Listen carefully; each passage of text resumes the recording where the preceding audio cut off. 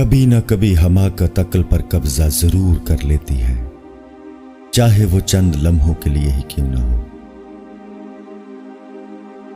زندگی میں ایک عادت انسان کو ضرور سیکھ لینی چاہیے، جو چیز ہاتھ سے نکل جائے اسے بھول جانے کی عادت۔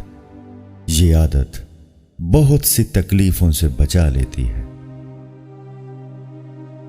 ماں باپ کے ساتھ آپ کا سلوک ایسی کہانی ہے جو لکھتے آپ ہیں، لیکن آپ کی اولاد آپ کو پڑھ کر سناتی ہے۔ زیادہ سمجھدار اور زیادہ بے وقوف، دونوں میں کوئی فرق نہیں ہوتا، کیونکہ یہ دونوں کسی کی نہیں سنتے۔